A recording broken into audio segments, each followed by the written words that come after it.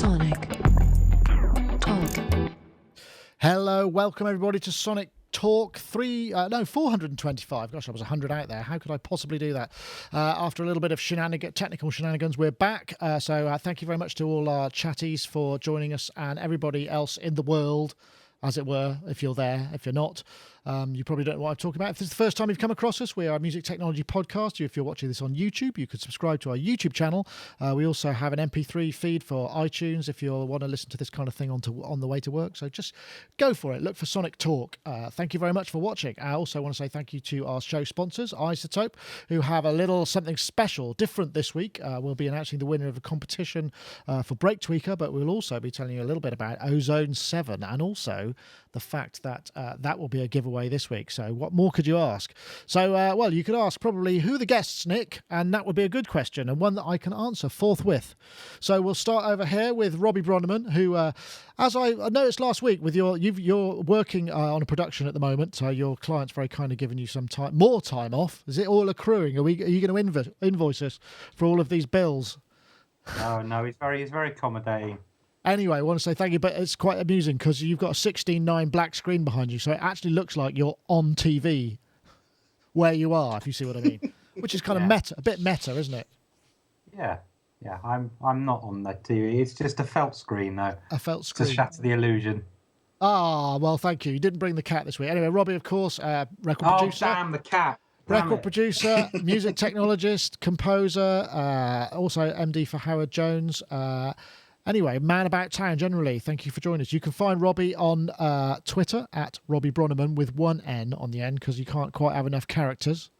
So do follow him. So anyway, thank you, Robbie, for joining us. And also got Mr. Ty Unwin, who is just composer because he has no web presence at all apart from a massive discography. If you don't mind me saying so, sir. I've never heard it called that before. It's the sort of thing that you could request for a special service. Anyway, yes. Ty, as you can see, is also in a huge synth cave, which he occupies his time when he's not composing for television and film and basically to picture. He's one of the hardest working men in the business. I don't know how many hours a week he makes, but that's why I look shattered. That's why I look shattered at the moment. You're on a bit of a deadline at the moment, are you? Well, I have been, and we managed to get away on holiday last week. And I say holiday in inverted commas, holiday involving taking extra suitcases just for gear to carry on working while I'm out there. But it was good because I used the Roly Rise, as the only keyboard. And as Robbie was saying last week, it's great and served its purpose as an only keyboard really well, actually, really, really well. Which keyboard was that? Sorry, I missed that. I was just the Rise. Oh, so I've got the Grand, but so I bought a Rise. Just the what did you say? Of course you have. and so I got the Rise just for traveling, and it's fantastic. It's really good, but. I've got a really nice baby here today. Oh yeah. That Robbie knows about. So, hang on a second. Is that a Solaris? It is a Solaris. Solaris. Wow. That's the wow. Yeah, they are probably the longest in production synth in the history of synthesizers, I would say. They are. I've waited, I think, a year, just under a year for it. Or just over a year, I can't remember. Anyway, I've waited for it for a long time. I'm really struggling to remember who makes it now, and that's terrible. John Bowen. John Bowen, of course it is. Gosh, yeah. I'm so sorry, John. I know John does listen not to Jim, not to be confused with Jim Bowen. No, definitely not. No, absolutely not. Amazing. It is... Jim Bowen's dead, isn't he? Amazing. Amazing. If he isn't, it's not amazing that Jim Bowen may be dead. It's amazing. The synth is amazing. Jim Bowen had a Moog modular, didn't he? What the hell? Was it a prize on Bullseye instead of the speed? Hold on. This is very random. Jim Bowen presented a show called Bullseye on the UK TV, which was franchised to a few places in Europe. It's a darts game, so it's very obscure. So just want to get that clear. No, but hold on. Look, I want to ask you. So, have you had much time to play with it? Because I know you're busy. Have you managed to use it? I'm really busy, and I have to say that I've kind of got a bit behind schedule simply because it is so awesome, and it is so engrossing that I look like whatever the proverbial because I just haven't really slept because I've got behind with deadlines just because it's amazing. Oh, that's great to hear. I'm really glad to hear that.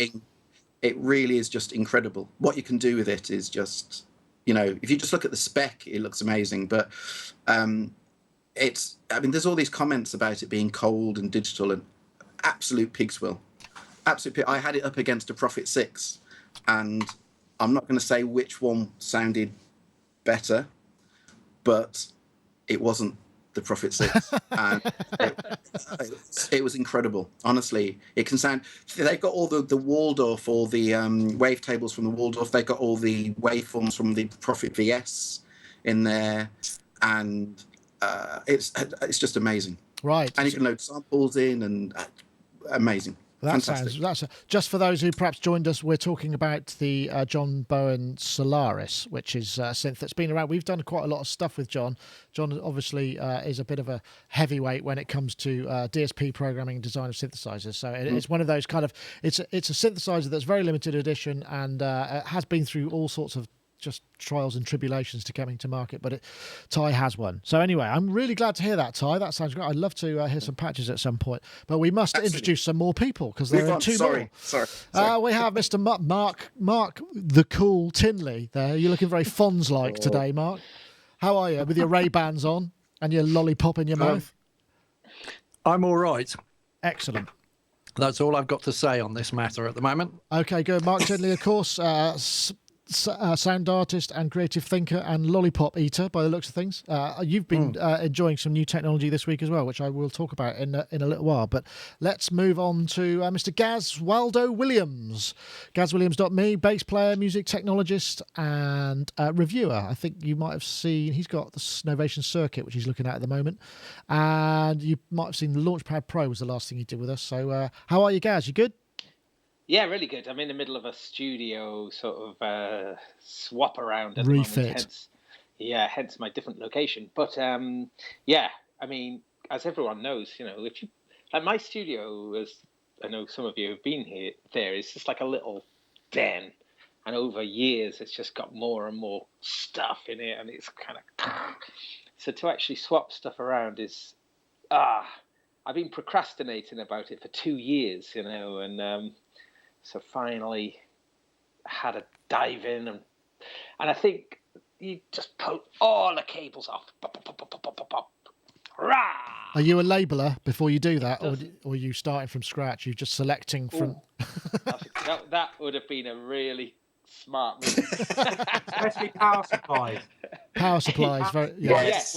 I am doing it, actually. I've got a little label gun thing, and Robbie is my studio guru when it comes to being anal. Anal, yeah. Neat and tidy. Yeah. What's that? What's that? So well for a minute there. What's that Mr. Men book? It's Mr. Neat and Mr. Tidy. Tidy and neat, neat and tidy. Yeah. And I'm Mr. Messy. So but by disabling it all, and I got a session on tomorrow as well. So percussion session. So I've got to get all back up and running again. But by pulling it all out, committing, I got to do it now. I got to finish it. So that's cool. So that's what I've been up to. I am so glad to hear that. But also, what else have we been up to, Nick, last week? God, I can't honestly remember. What did we do? I honestly can't remember. I'm so frazzled. We had the guys from iZotope in this morning, and they were filming some Ozone 7 stuff and a bit of RX5 goodies, which was really interesting. I'm afraid I can't honestly remember. I've got that kind of trade show head where my short-term memory's gone. I had it down as being quite memorable, but the Beardyman. Oh, God, yeah, that's right. Sorry, I thought, yes, of course, yes. We've got divorce. Beardyman. I'm so sorry, darling. I'll bring some flowers home tonight. Yes, Beardyman. Well, Gaz, in fact, very kindly jumped in and interviewed Beardyman, and we did a bit of a set-up and interview afterwards. It was a great show, really enjoyable. And I would just like to say I was the first to shout out the genre. I didn't get a track in because I didn't tie it down, but I did shout out. There was a song title called 37 Rabbits Under My Bed in a Box, or in a box under my bed, which is fairly random, which is the nature of the way that he does these gigs. He asks for song titles. And they said genre, and I shouted out hip-hop, obviously. And he didn't pick up on the gag, which I couldn't believe. But he did a fantastic hip-hop rendition of 37 Bunnies Under My Bed. It was very good. The bit I particularly liked, though, was when we were filming this little feature, and then when Nick came in, Beardyman was like, "Oh, I'm starstruck." Beardyman was genuinely starstruck to meet Nick Batt. How about that? Yeah, he was. Oh. He was so excited. So I loved that. I thought it was brilliant. That what? Yeah, I was a bit surprised at that, to be perfectly honest. He's a lovely bloke, but very kind, Yeah, and awesome. may even agree to come on the show if he's got a Wednesday afternoon free. So because he is super techno, and also I suspect he's got a photographic memory, because when you're talking. When you say hip hop, he says, "Which year?" You know, and you go 97, and he goes, "Yeah, sort of Wu-Tang Clan." Then, yeah, that's about right. And you just think, God, how do you remember all of that stuff? I mean, yeah, astonishing. So anyway, should we get into some stuff, because we've got a few things to go through. So what's the first? But what's behind the first window? Let's see. This is, I don't know, is this Ableton? I can't remember if this is Ableton Push. Yes, Push 2. Obviously been waiting a long time for this hardware. This is the brand new, oh, there it is. I wondered if it was a surprise. The new hardware, which is actually a little bit bigger in terms of surface area, but thinner in terms of thickness. Very Maschine-like kind of display. You can do all the sampling and slicing. This is obviously teamed up with 9.5, which also came out because we've had the Ableton conference in Berlin where they announced live 9.5, Push 2.0, and the link. This display looks absolutely yummy, doesn't it? Ooh. You're probably not getting that bottom end that I am in my headphones. That was a lovely bass drum. So, big Ableton news. We can't help but start with that. Right. Ableton, I don't know who wants to go first. I mean, obviously the Push thing is kind of interesting, but it's sort of, it has to be paired with the 9.5 aspects. And I'm guessing, Mark, have you downloaded the new update yet? I did. I did it last night. I saw your tweet, you see, and I saw it in the topics, and I was like, oh, that looks quite good. And then I read that Simpler had been kind of changed out, and I thought I've got to go and find that and try that. And I love anything that will play things at different pitches across a keyboard without changing the length of it. I love that effect, and that was one of the reasons why I had the V-Synth and really enjoyed just throwing samples in the V-Synth and kind of utilising that. Intelligent stretch, I suppose, isn't it? Yeah. Oh, it's bloody brilliant. It's absolutely brilliant. The way they thought it out, Simpler, it's completely changed my workflow, because one of the things I do is I'll drag loops into the what are they called? The arrangement, the pattern window, whatever that's called. I've forgotten what it's called. I drag Session loops. view. Session view, yeah. So I drag loops in there, and then I set the start and end points, and then I crop them as samples. And you have to go through like several processes before you can then slice it. And then when you slice it, it ends up on drum pads. So that's kind of useful. What I like about this is that you don't need to set the loop length. You don't need to set the sample length. Right. Yeah, you don't need to associate the sample length with a tempo. It kind of does it automatically. So if I drag something from my iTunes library and go, I just want that piece of music, that bar there. If I set that as a clip and then I drag the clip into Simpler, it just shows up in the clip and assumes that it's so many bars long, like 2 or 4 or 8. And then if you press the slice button, you just get it on keys instantly without having to go through that whole several step process of being reassigning reassigning it to a MIDI thing and then ending up in a drum rack. And the advantage of having it in simpler over the drum rack is that then I can apply warp to the individual slices, and then that gets like really, really cool. And you can go through all the different kinds of warp. And I've kind of always, the way I used to do it was I'd put things in clips, and then I'd switch between the different clips, and I'd put different pitches on the clips. But you can't play that, can you? You can only think about where the music might need to go next, and then kind of get there by hitting a key and switching the clip. Right, I see what you mean. But to actually have it where you can just drag stuff in and have it instantly playable, it's like the whole thing of going through recycling a piece of audio and then having to drag it in the sampler, or on the V-Synth I used to have to drag the sample across and load it in the V-Synth. This is just like, it's so instant. It's just like, I want that from my library, I want that bar there, I'm just going to put it on there, and then I think that's where whether I can find the snare, or if there's the kick on its own or whatever. It just does it all for you. It's brilliant, absolutely brilliant. There's some other. Let's just have a look at some of the other features. Obviously, got better sampling with simpler. That's the one that you've improved waveforms and colouring, which has got to be a good thing. Peak and RMS meters is very handy. New analog model filters are supposed to be pretty good. More samples, drums. They're really good. The filters are good. Robbie, you're using live, as it were, to run the Howard Jones show. Is any of this stuff going to be kind of? Is there any features in there that perhaps not? I use filters all across everything in the show. I have filters assigned to every single channel in Ableton, and I do a lot of live filtering on various aspects of stuff. So, looking forward to trying those. As a proud owner of 3 push controllers, one in the UK rig, and one in the American, and one in the studio, I was a little bit like, a new push. But now you've just told me it's bigger, I'm feeling good about it, because it wouldn't fit in my purpose-built acrylic cases. So that's fate step right in there. So anyway, I think one of the big things is, obviously, you've also got AU and VST browsing that's not native, because before you had to put them in racks and what have you. And I believe that functionality is also available to push one owners, so that does improve the workflow. I know, Gaz. Yep. Yeah, I was just going to say, the only thing for me is I'll probably put it on my kind of separate iMac, because obviously I always, particularly with Ableton, I've always given it a few months before I try and put it into the live show. Yeah, that's sensible. Just to check out. And of course, if you put 9.5 on the main studio computer and I have to do any edits, I can guarantee I won't be able to load that session back into 9.1. Yeah. So I just have to be a bit cautious with these things. Yeah, well, that's anyway, sensible. It looks great, and I'm sure there's loads of great stuff I'm going to like in it. So yeah, look forward to giving it a go. And it's a free upgrade as well, Gaz, which is kind of that's impressive, because they do tend to charge for upgrades. Have you had a chance to check it out yet, or have you seen features that you can't wait to try if you haven't? Yeah, I've been trying it out. Now, this is a biggie. It is a biggie. Push and the sample slicing, because it's just gone straight at the Maschine crowd.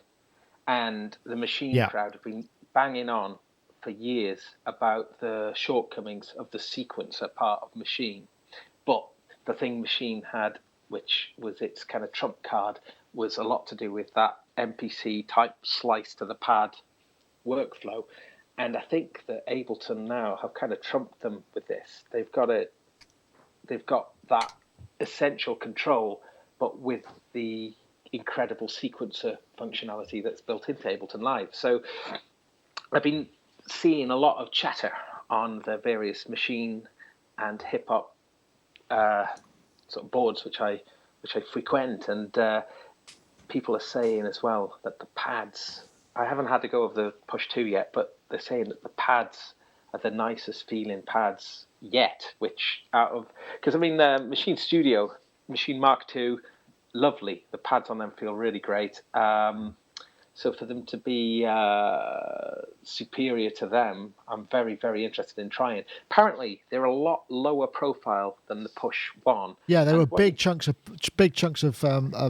silicone. Yeah, I have to say, I never liked playing the Push as a kind of keyboard playing surface. I really struggled with it. I felt it hurt my fingers. I just couldn't gauge the playability quite right. I mean, great for clip launching and that kind of thing, but so again, just reading various comments, people are saying that these are super sensitive and that you can do lovely sort of brush sensitivity as well as being able to slam down on them. So that's really cool. But of course, as we're mentioning, the 9.5 upgrade is I mean, that's quite a biggie. Because those filters, they're embedded into a number of the live devices, like the auto filter. Now you've got a little drop-down menu, and you've got an interesting array of new filter models, and they sound pretty good. I got to be honest. Doing some quite severe filtering, and there's definitely that nice what do you call it, Nick? Smudginess. Smudge. All right, nice, the drive, yeah. I'm just going to switch to the web view because there's a few screenshots of things happening in. They've got. Has anyone seen a Push 2 controller in the flesh? No, I haven't. I hope it doesn't have the. The only thing I don't like about the Push 1 is that they put this kind of satin rubbery finish on it. It doesn't have. Oh, that. thank goodness, because that just peels off and it just bends up. Everything looks like it's got a disease. It's like a diseased Push after a very short time. There is one thing I wanted to mention, though. I thought what was an absolutely lovely thing was the announcement that for Push 1 owners, if you want to buy a Push 2, you can get a 30% trade-in, and that they're going to donate all the traded-in Pushes they're going to give to education establishments. That's a nice touch, isn't it? And smart, really nice. Obviously, get everybody hooked on Pushes, and then they'll have to upgrade. Yeah, definitely. Does this affect your world, Ty? I don't know if you're an Ableton Live user or a Push user. I'm both. Ah, okay. But rarely, to be honest with you. When I kind of go through stages, if I do a project that really is very, very, very loop based, then I always kind of do it in Ableton. But I'm still, I don't know Ableton as well as I'd like to know Ableton. And I've got a Push, and when Push first arrived, I did quite a few projects just on that and Ableton. It was great, but then I just kind of moved away from it, and I have a kind of hardly used Push 1 sitting here that will soon be donated to some school somewhere because I can't bear the thought of there being a version 2 of something. And, that's not on my. Actually, at least you admitted it. So, Rob and I have had many sessions like this with him trying to, have therapy with Rob about sell stuff. I've got there are some new instruments as well here. Actually, there's a polysynth, bass, a monosynth, and then multi designed for immediate tweakability from Push. So, it looks a great update. Sorry. Yeah, it looks a really good update, and I'm still on. Yeah, I must be on whatever the latest one in 9.1 or whatever. So I'll obviously get the update, and I'll probably have to get a Push 2. But it looks fantastic. Yeah, I just don't really use it enough as I should. Really. The screens are apparently influenced by the OP1 in terms of the resolution and that really nice. It does look amazing, that screen. Which it looks incredibly responsive, because you do notice that things tend to be a bit laggy sometimes, but it does feel very real time, doesn't it? So that's all looks fairly positive. I think they've got upgrade prices for if you've got Push 1, you can jump up. There's also the link, which is another interesting aspect, which is kind of like Whist for iPad stuff, which will link up other devices over Wi-Fi or over the networks that you could just all sort of join together. But we will hopefully have another look at that at some point in the future. Have I got a little video? I think there might be a little video here of showing what the link does too.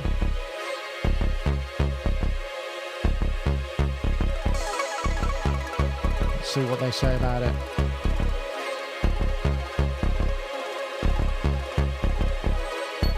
I wonder how many you can get in. Oh, he's found a friend.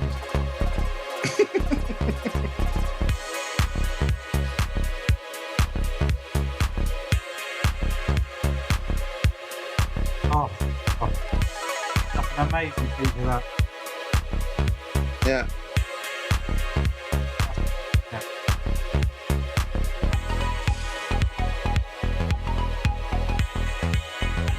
So that looks like loopies in the. It's not clear whether there's audio going over this or whether it's all just synced to the same sound system. Yeah, it's just sync. Right. I think the most amazing part about that is that you can drop in and out and and not have to stop. Yeah. That's what I just think's amazing. You know, you can just, clients can kind of come in on and off. You can link in, so come out, link back on again, and the track can just carry on. I don't know how much I trust it in a live situation, but in the studio, I can just see all going horribly wrong in a live situation. Do you know, I pay money to watch that happen. But in the studio, it'd be fantastic. Yeah. Yeah, nice. So people come round for a cup of tea and then they go, oh, I'm just going to collaborate and throw this into the mix.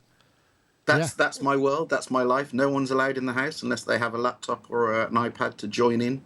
That's it. You know. Excellent. Isn't that the same at everyone's house? I don't really like. I've noticed that I don't like the music that people make with Ableton. I think this is and I don't make the kind of music that people are making with Ableton, and it's ever so easy to fall into the trap of doing 4 on the floor and doing everything in little blocks, and you've got to think. That's really, you've got to think in a. Hey, how about that? You've got to think outside the box, outside the grid. I'll tell you what I did. We did a recent in the Splice review that we did. I was collaborating with Tosh, the guy who made the review, and he just which is a great service. He just shared it with me. I downloaded it. I put a load of Sub 37 and Dreadbox Erebus on it, and then the thing is you get into arrangement. When you go into arrange mode, it seems that what's missing in arrange mode are those kind of select tools and things that you would have normally in say, you know, a traditional NLE where you'd have like a linear path through. And if the tools were available for snipping and slicing and moving around, and the tracks were on the other side, it would be a thumbs up for me.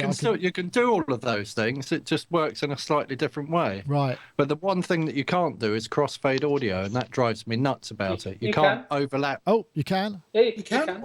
Oh, on the same track. You sure can. On the same track. Oh, you that was gas. Sorry. Yeah, okay. Sure really? I think we need a masterclass because teach me how to do that. Yeah, the one thing that I found it's fiddly. It's fiddly. That's what I mean. It's fiddly. I think if they introduce the sort of concept of the tool tips, you know, when you just hit and it's just like, right, I want to select, I want to do this, and you can do it from the front page, then people who are perhaps less used to the kind of looping Ableton Live way would maybe start jumping in and using it in a more of a traditional DAW fashion and then discover the rest of it. But that's the one thing I think would have liked to have seen. Like we mentioned about the new Bitwig 1.3, which has got that lovely touch idea. So when you're in like a range window that you can touch on something, you keep your finger on it, and then a little thing of options blooms out. And then you can, and it's quite a quick thing, touch, slide, and then, you know. That's the sort of thing that I think would make sense certainly for me, who comes out, you know, I'm a total Logic head, so working in arrange mode is what I know, but I can't quite translate that into how I would, you know, I can't modify my workflow to be fluent into that. I've done the same. I've tried it before. I've been into that window, I think, twice. Twice. I've been into that window and gone, what is it? I can't deal with this. Going back to what I know. I've spent a lot of time in the arrange window. I think it's brilliant. You can do really super fast. For me, Ableton is like my sports car. You know, I can do mega quick edits, and like the fact that, you know, everything's got little fades on. You know, you can edit without any having to go in and do microsurgery like you do in the more traditional DAWs, and it's a nice way of working. But I have to say, things like the Push has virtually zil support for arrangement. It really is entirely focused on a session view approach. And I've been thinking about it. I don't see why you couldn't have those scrolling on an animation of the arrangement going across that display. Maybe so. I think it could be quite cool. I mean, maybe control playback on the slider there. Yeah. Slide the arrangement around and be able to touch and, you know, maybe. Yeah, maybe so. When I first used to make house records, I used to just do everything as loops. So I used to use C-Lab's Creator or Notator, and I'd put everything out a different output and have it all on a desk and just do everything with mute. And when I first, and then I sort of progressed towards using Logic and got a bit more grown up and started arranging things. But when I first used Ableton, it took me back to that world of being in C-Lab's Notator and being able to just chuck things on and off. But what I loved about Ableton, and I still love about it now, is that when you click into record in the session window, it records everything you do, and then you flick into the arrange window, and just bosh, suddenly you've arrived at this kind of arrangement completely by feel or just by grooving with it and trying different things out. And if you make a mistake, you can just chop that bar out and fix it, and arrange songs in the length of time it takes to play a song if you know where the parts are. That's what I love about it. It's just like, now I've finished. Oh, really? Excellent. Time to do something else. Well, I think what we'll do is now we'll just have a little word from our sponsor. This is the time when we talk tell you about iZotope. iZotope have actually just announced Ozone 7, which is a superb piece of new mastering. We've had the guys in this morning Produce showing rich, us. full, professional-sounding tracks with the critically acclaimed mastering tools in Ozone and Ozone Advanced. Now, the latest iZotope innovations in Ozone 7 bring modern and vintage processing to the forefront of the music production experience. Updated for Ozone 7, Ozone's highly regarded maximizer features a brand new frequency-specific IRC4 algorithm that delivers transparent mixes with less pumping and distortion. Use it to smooth out an unwieldy mix, or tame the kick drum peaks without affecting the vocals. The Dynamic EQ, now in both the advanced and standard versions of Ozone, lives and breathes with your audio, giving you more effective control over your sound without coloring your entire mix. Harness the precision of an equalizer and the musical ballistics of a compressor in one integrated processor. I won't play the whole thing because it's a 4-minute video, and much as we will have. We had Evan, who was down here, basically showing us about, and there were some great mix tips in there as well. You could do things in the advanced version. You can now preview what your process is in the codec of your choice. So, if you've got, and we learned a little bit about how much headroom you need to leave for MP3s and AAC. It was really interesting. We'll hope to get that online fairly soon. But the point is, they're going to be giving that away this week. So now you can win a copy of Ozone 7. What I'm going to do, I'll announce we'll just tell you what the competition is. Basically, you need to be on Twitter. So you want to tweet the hashtag Essential Mastering as one word and Ozone 7 as one word to @SonicState and @iZotope Inc. And you can win a copy of Ozone 7, which is well worth getting. And if you're quick as well, I think till the 11th of November, they've reduced the price. I think it's $50 off the advanced version and $50 off the regular version if you want to check that out. So that's on till November the 11th.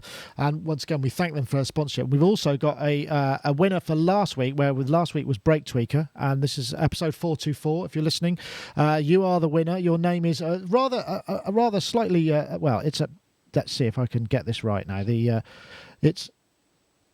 The winner is somebody called E-Pleasure, whose Twitter handle is @_E-Pleasure, which sounds slightly dubious, but I'm sure it's probably something to do with audio, whatever.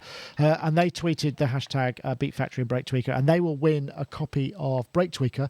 All they got to do is get in touch, and the iZotope Ferry will be able to sort them out. There she is in this country. I met her today, the second generation. She's been reincarnated, and so do join us. What am I trying to say? Do enter the competition this week as well. But if you are @_E-Pleasure, that's a really hard thing to say, then do get in touch and we'll let you know.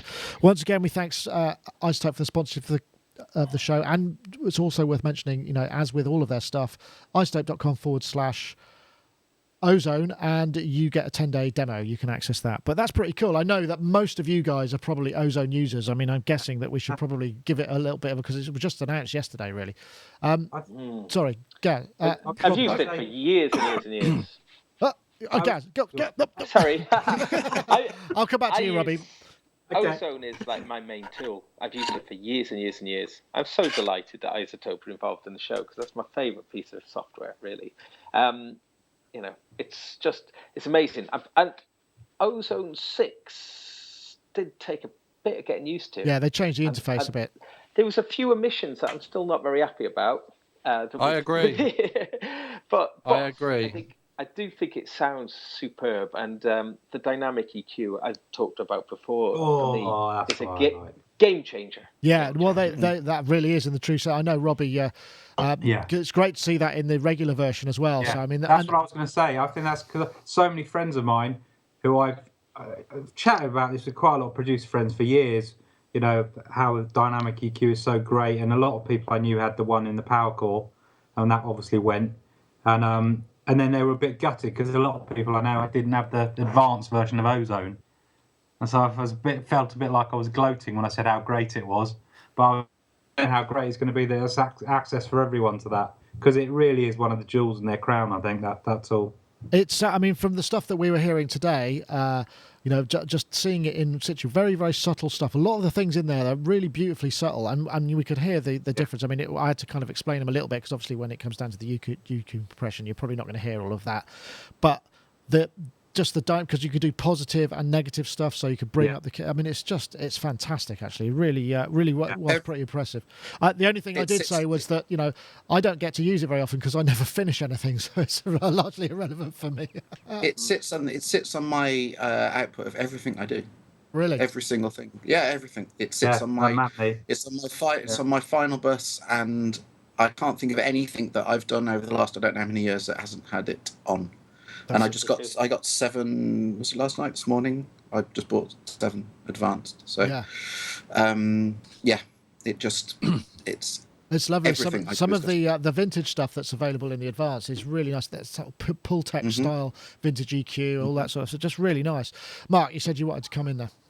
I was just quite fascinated by the idea of mixing things for a specific format, and it reminded me of mixing things for Chrome cassette, because when we did demos and gave them to people on a Chrome cassette, if you overdid it on the vocals, you just ended up with everything having like all over it. And it was Chrome cassette that did it to it. So you could master something on a 1/2-inch tape and it would sound absolutely brilliant. You bounce it onto Chrome cassette, give it to the A&R guy, and it would sound absolutely horrendous. And it's all that the SE stuff that the Chrome cassette just seems to bring out. So I'm guessing that other formats, although they're supposed to be seamlessly represent higher quality formats, like things like MP3 and AC3 and AAC and all those things, must have their own little kind of sonic footprint. What's really interesting is what you can do is we go through this in the demo that Evan gave us, is you listen to what it's doing, it tells you whether you're clipping, and one of the tips was, if you're mixing to MP3, it's good to give maybe 1.5 to 1.6 dB of headroom, because the codec will clip otherwise, and you mix to that and you can see that. But the other thing it does, you can listen to what's taken out, or what the artifacts are. Oh, cool. And what it does is so you hear like the things to the outside. So then if you're kind of thinking, well, the stereo width seems to have suffered, what you can actually do is either reduce the amount of increase the amount of top end to compensate so it goes wider, or go to a mid-side EQ where you could just EQ the outsides a little bit further so that you compensate for that loss of stereo image. Just really, really smart stuff, actually. I've got a hot tip for anybody who doesn't have this tool, and that's not to say you shouldn't go and buy the tool, but if you put your original mix in your DAW on 2 tracks, and you put your MP3 back in your DAW on 2 tracks, and then you reverse the phase of one of them, you hear all the stuff the MP3's taken out. Right. I think it must be a very similar thing. The other thing that's neat, I know we're going on about this, he showed me, was there's a constant level monitoring way. So what it does is it matches the original with whatever's happening pro, so you can always A/B without a perceived level change. Nature. Which is a pretty neat feature as well. So can you totally mash things up and use that as an effect then? Could I stick something through an 8 kilohertz 32 kbps MP3 and then you can use drive it really hard? You can use it just like a normal effects unit. It. Yeah. I mean, of course, there's been this real-time codec auditioning in the Sonox stuff for a long time. Yeah. With the Fraunhofer stuff, which I've used, but it seems to be it's much more convenient having this as part of the Ozone suite, and sounds like you can use it in a much more creative fashion. because obviously with that you had to audition it afterwards in a standalone app and stuff. So I really think this is great. They haven't brought back the reverb, have they? The reverb from No, I don't believe so. But you can run you can run plugins in it, can't you? Yeah, Tim? but I used it in all sorts of ways, and I'd move it around within the Ozone. It was a lovely reverb. The theatre mode. Fantastic. Really great. You never know. They might introduce that again. Bring it back! I'm going to jump forward to the UVI thing because I don't know how much time we got left, because this is something I know Robbie's got, so I'm going to play this now. Yeah.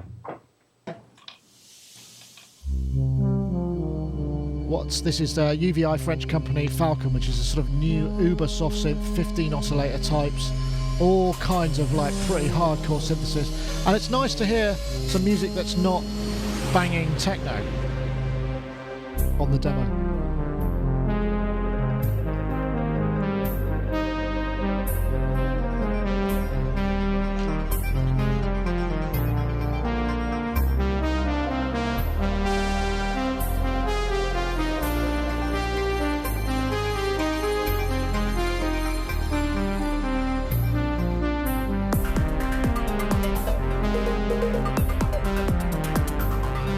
I won't play it all, but you can check the trailer out, and there's already things up there that are focusing on the specific areas of this. I mean, UVI are kind of they seem to be sort of somewhat under the radar. They have it. I'll tell you one thing they do have is an absolutely awesome in-house artist that does all their animations for their stuff, and their 3D renderings are fantastic. But that's kind of largely irrelevant to the Falcon. But Robbie, you wanted to jump in because you've actually got this, because the announcement came just at the end of last week's show, and we didn't really get a chance to discuss it. But I bought it straight away because I've got about probably 20 plus of their libraries already. I mean, they do such thorough jobs. They've got all the Fairlight stuff and the Synclavier and all sorts of other stuff that I've used on all sorts of productions, and they're really well done libraries. But my interest was really piqued in this because of all the different, particularly the different granular engines. There's the multi-granular and all that, and those engines came from the Arcam suite of plugins, which are fantastic for sound design. So I dived straight in there because it was only like $200 and something on a special. I think it's $229 at the moment. Yeah, it's a bargain, and it's absolutely phenomenal what you can do with it. I mean, it's kind of like, in a way, a bit like Omnisphere, but it kind of goes beyond that in many ways. You could probably do everything you ever wanted within just this one thing. I think lots of people are likening it to Mac 5 and speculating as to whether, because I know that UVI licensed some of their code out. I think there's some UVI stuff in Omnisphere, isn't there, from as I understand as well? Yeah, that's right. Yeah. I mean, I think it is. I think it has got a relationship to Mac 5. I mean, I had a very brief encounter with Mac 5 a long time ago and found it, just as many people did, terribly buggy, and it's always been a little bit rocky, that program, but it had a great feature set. If you were looking for an instrument that allowed you to creatively sample in a bit like the way you might have done on an old classic sampler like an Akai or a Roland or something. But no, I mean, I'm very excited about this. I'm going to be using it a lot for my own sound design, I think. Oh, excellent. I'll go to you, Ty, because you're an early adopter, shall we say? And I guess you'd have to be quite early to get this as well. I mean, are you familiar with any of the UVI stuff? I know they do their own sample library stuff as well. I've got this, and I've got all of the UVI libraries.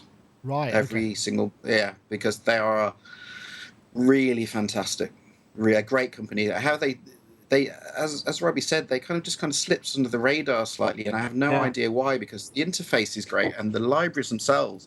I use the normal libraries day to day. And are they contact based, or do they use their own engine?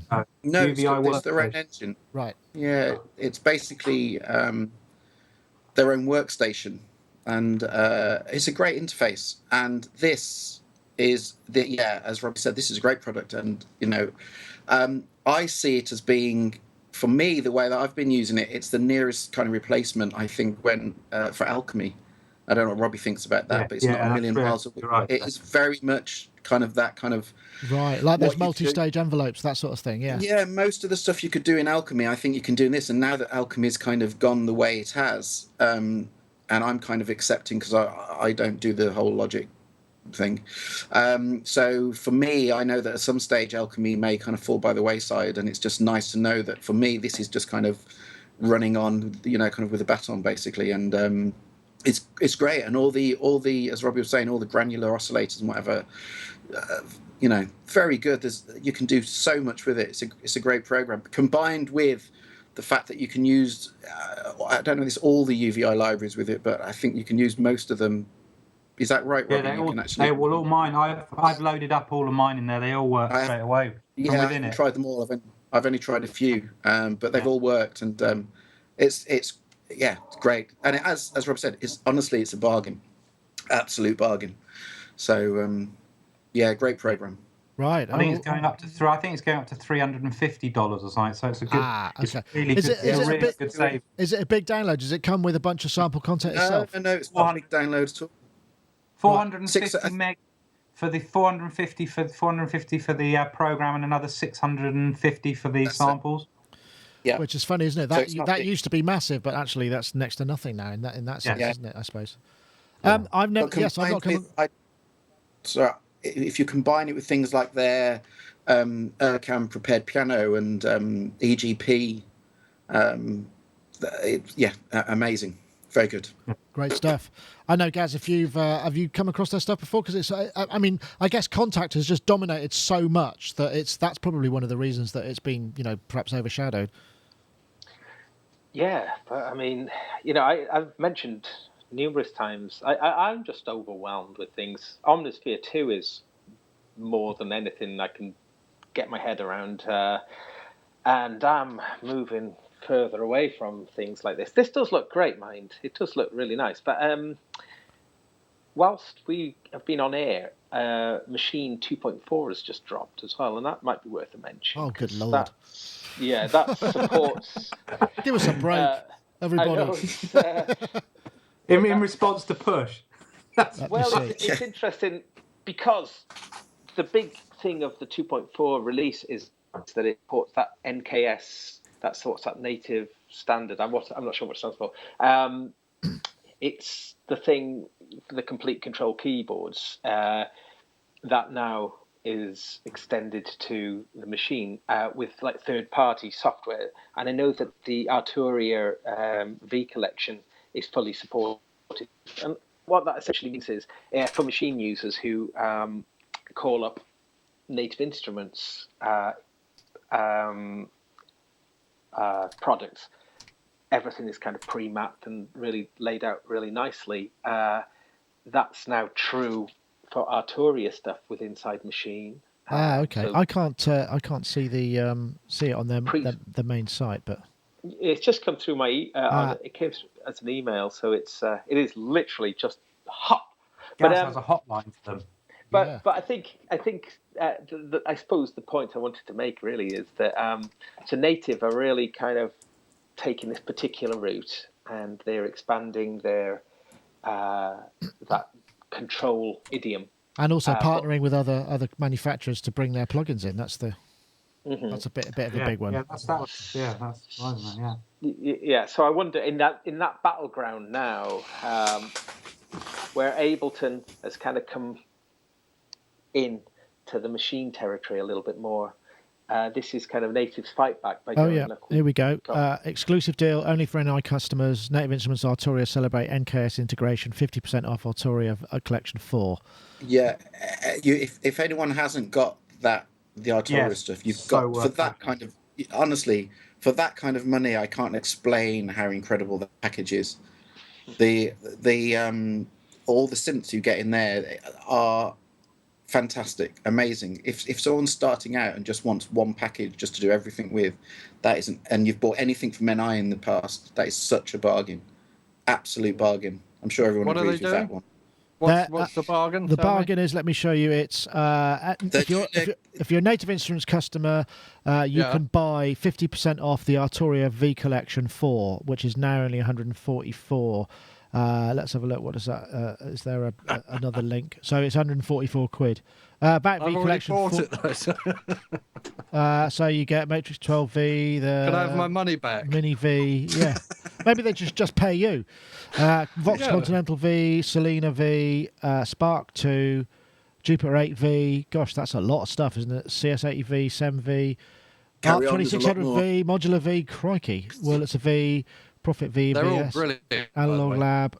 Yeah, that'll do. £140 for all of that is just. I mean, I remember when I bought the first one of those. I think it was £100 for one. For one of them, and now 140 for all of that. So shall we go back to the topic then? I can't remember what it was now. I Yeah. haven't said anything about No, it yet. sorry about that. UVI Falcon. Oh, yes, that's right. Sorry about that, Mark. Yeah.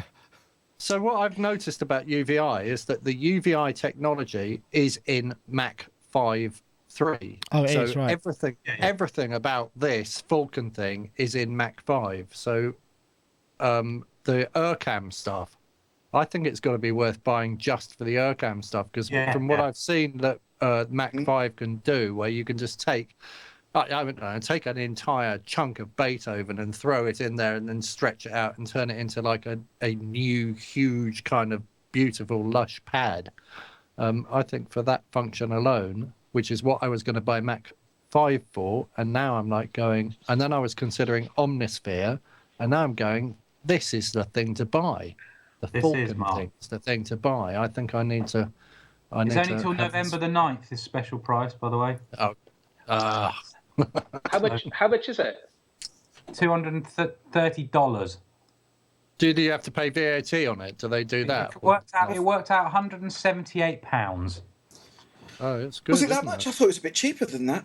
It's something. Don't it's tell something me around that. You got it on a fair exchange rate. No, probably. Oh, who knows? Well, so big software hit up there. That sounds like there's some deals at the moment. I mean, usually you get these deals in the beginning of the summer, don't you? So it's interesting. I guess everybody's racing for the Christmas spend, aren't they? So I mean, there's all stuff going out. But yeah, there's some great deals out. The UVI, in fact, we've been talking to UVI for some time. I think they may be coming on board as a show sponsor sometime soon. But that doesn't, which is so it's great. It's great that you actually do appreciate their stuff as well. But I'm going to check it out. I've got an NFR that I must download and have a look at that. I downloaded a demo of the Spark Verb the other day, and the Spark Verb on its own is like a really lovely piece of software. Very good. Brilliant. It's brilliant. Yeah, it's brilliant. You can place stuff around in it. It's really good. Well, there's a top tip for you. What's the copy protection system on it? iLock. But they do this new system where you can have 3 authorizations. So you can choose you don't have to have an as well as iLock hardware, you can authorize to a machine as well. Right. So you can have 3 machines working with it at once. So you could have your laptop and your studio computer and have it on an iLock if you wanted as well. Oh, okay. Oh, that's a good idea. So yeah, like which that I think idea. that's good. Okay. Yeah. I mean, I had to reinstall all my Wave stuff and go back to version 8 the other day because it just ate the authorization on the USB key and just refused to work as version 9. But then apparently they've changed it, so I had to download something else and it fixed it. But it's, you need don't your need Waves, that, your do you? Waves protection plan. Your iLock protection plan. Yeah. Yeah, well, so you can keep buying the same bloody plugins over and over and over. Sorry to be cynical. Press renew and it gives you insurance so that they can send you temporary ones if it ever goes down. It doesn't cost you anything to do that. Yeah. Oh, right. Okay. Yeah, but Waves aren't on iLock. Waves aren't on iLock anymore. Waves have their own system, and Windows 8 eats it. And they only give you one new key every year, and I'd already had my one new key because Windows had eaten it.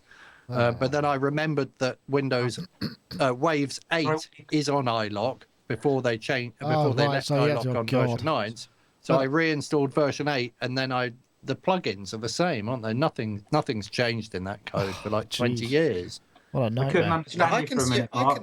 You sort of talk about Windows. Sorry. I was going to say, what's this Windows thing? And also, I can see a theme with Mark that he just has Windows 8 eating everything. And It does. I've kind of learned from this. There's a thing called OS X. It's great. Oh, Windows 10s actually. We've got that running. What about the OS X? What, that thing with El Crapitan? That thing that just completely destroys all USB audio interfaces. Oh, whoops! I'm really, really sorry about that. We're going to have to release a patch for that. So if you're a musician and you happen to upgrade. 10.11 doesn't work for musicians at all. But 10.11.1, well, that's okay. But so, let's leave the musicians in limbo for a couple of weeks, and keep them on their toes, keep them keen, treat them mean. Lordy. There was it killed class compliant audio interfaces, didn't it? 10.11. I don't know if it did or not. Let's see what's it did. It hold on. did. It killed all the Line 6 stuff. It killed lots of things. I've got something. Hold on. I think we need to just introduce this chap for a minute. Oh no! Here he goes. Yeah, Stephen. Adeline,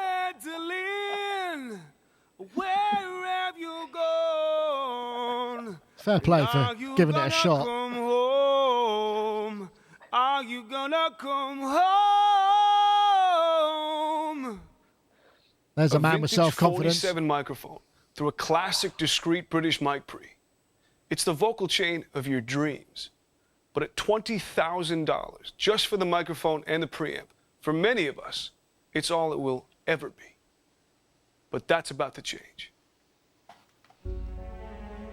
Right, this is... I won't play the whole thing because it's a very long video, but this is the new Stephen Slate VMS virtual microphone system, which I think was announced last year, but I'm guessing it hasn't... Did it come out, or is it just taken this month? What happened was they announced it, and then there was a massive backlash because people wanted their plugins to work 64-bit. So they said, you know what, we're going to just stop work on this, and we're going to make sure we get all our plugins 64-bit, and then we're going to come back to this when we've got all that stuff sorted, which I think was great of them to do that. And every week, Stephen Slate would write us a personal email explaining the latest, apologising and telling us what the latest situation was with the... They got round and they did it, and it's... It was really nice. I'm not mocking. Yeah. It was... I have to say I've had good experiences with it. I'll tell you in a minute, but I've had a couple of emails, correspondence with him about something else. And as much as he comes across in a certain way in these videos, he seemed like a really genuine, nice bloke. All he's doing wrong in the video is staring down the camera. If he didn't stare down the camera, he needs somebody with a glove puppet above the camera doing like that thing to keep him from like just doing that. It's quite intense. It's quite my friends filmed these videos. It looks like he's desperately trying to convince you to buy his shit, and it's like he doesn't need to do that, does he? Well, let's just explain. So basically, essentially, the VMS, your friend does them. The VMS is designed. It comes with what they class as a very neutral microphone with a matched preamp, so you get a very clean signal path, and then you can apply these virtual microphone models to the microphone to make it sound like this, and then you obviously add the plugins as well. And it's an interesting concept. I mean, it's not a cheap concept. It's about I think it's about $900, $1,000 quid for the system. Well, that's a bargain. It seems yes, I suppose so. If it does what it purports to do, if it does what it purports to do, and the video seems to show that it actually could. But what's an interesting idea to this? Wasn't there something a little bit like this before with mic modelling or some? But and if they get it right, it could be a bit of a big one. Yeah, Antares mic modeler. Roland did it first with the MMP. I've still got one, which was a mic. It was a mic and a preamp modeler, and to work, you had to use you could use any mic with it, but to really get the best out of it, you were meant to use an AKG C3000B. So it was profiled specifically, right? Yes, I see. Yeah, and so that's what makes. So it's quite similar idea, albeit 13, 14 years ago. But this, I think, looks like it'll be a more successful idea because they will know exactly what the mic profile is, exactly what the preamp profile is, and therefore that sort of, it's essentially clever filtering, isn't it? Just to sort of. Well, it's more than that. I mean, he does go on to say that it's actual harmonic profiling. It's not. What's the word? Yeah, it's but not, ultimately, it's not impulse. But ultimately, it's a bit like your Universal Audio, isn't it? It's dynamic. It responds to how much input's going into it and all that stuff. It's not just like a snapshot. Right. No, but I mean, is it? Hold on a sec. Go, guys. Is it?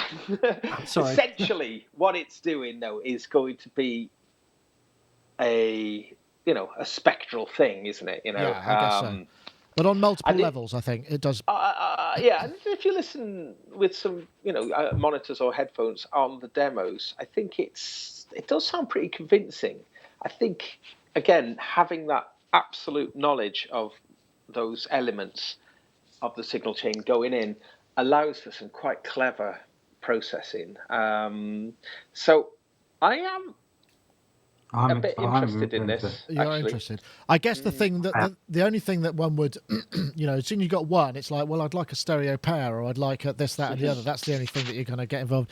I don't know, Ty. What do you make of it? Are you kind of? I mean, I know you've got your blue bottle with the capsule. Is it with the capsules?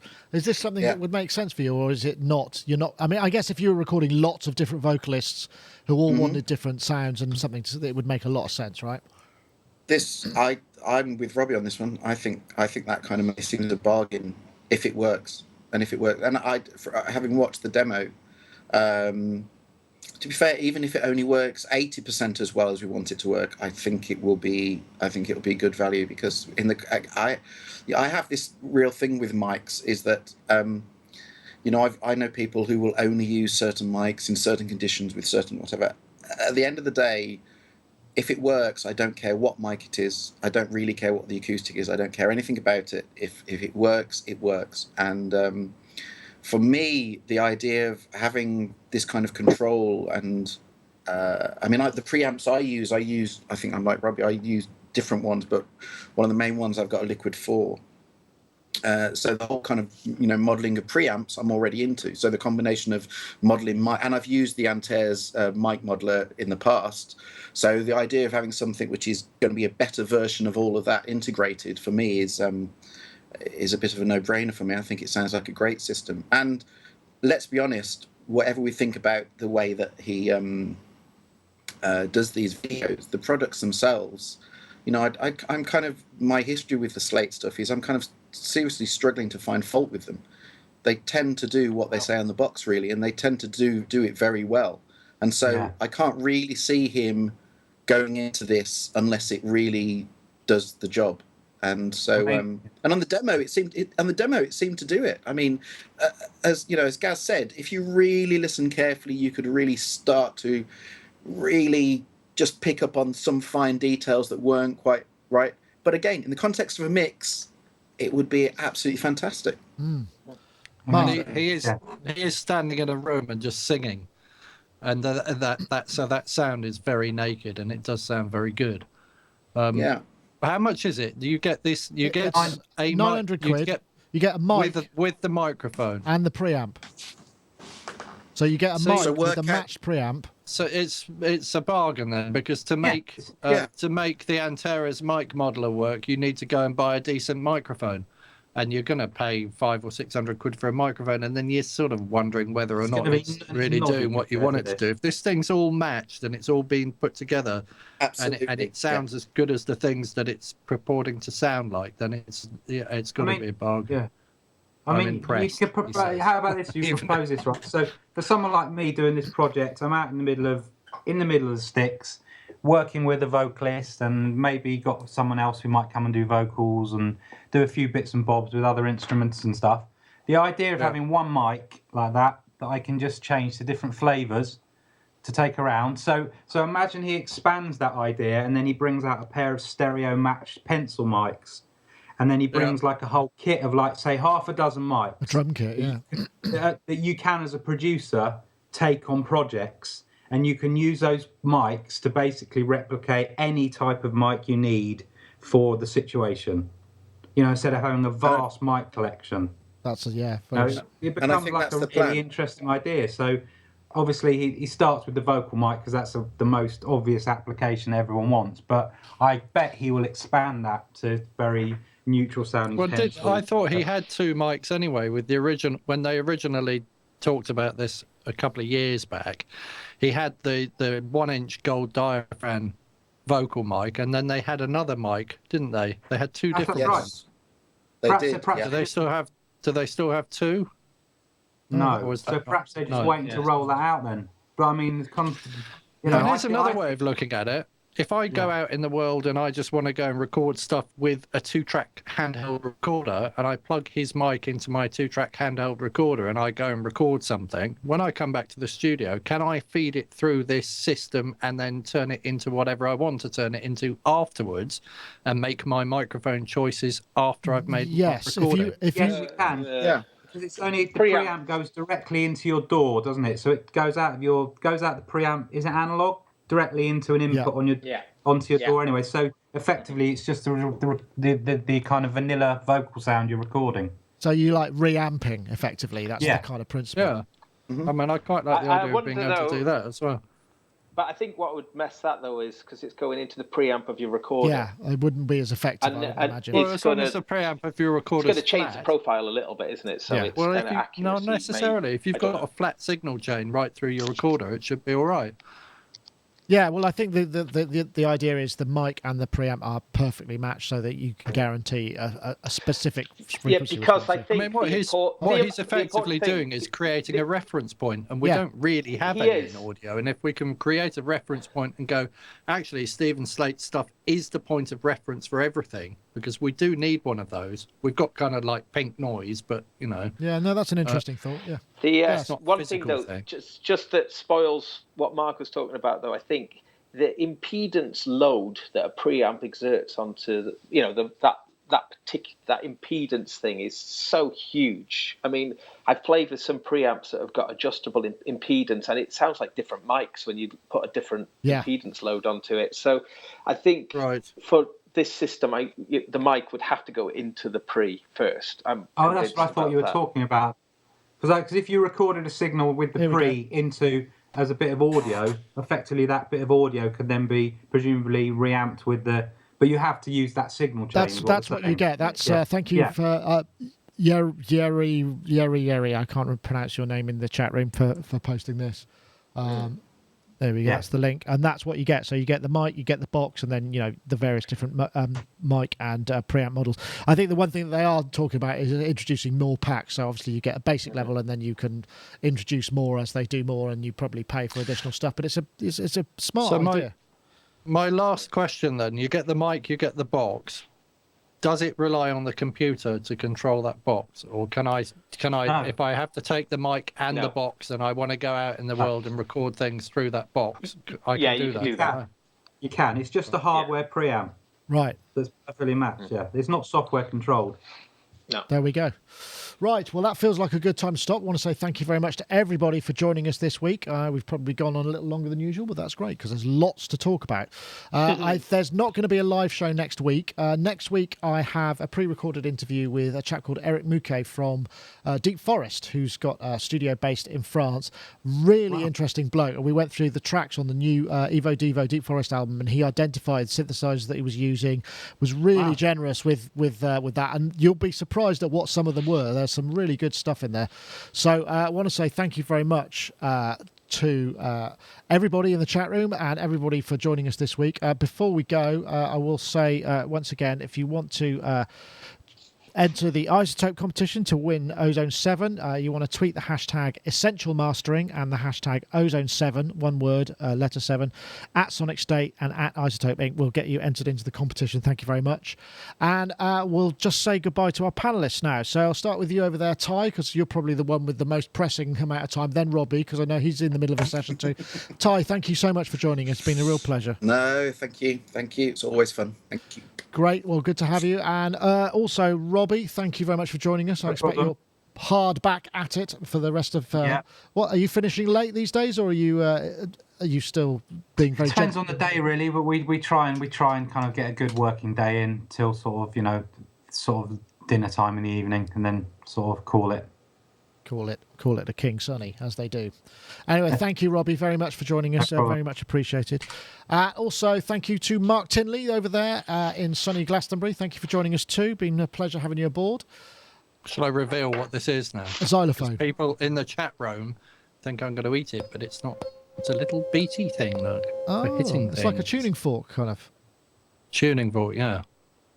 with a hitty thing. So it's not a lollipop. No, it's not going to make my tongue go blue, and I'm not going to die from eating it. Well, actually, I might die from eating it. You might if you swallowed it. Yeah.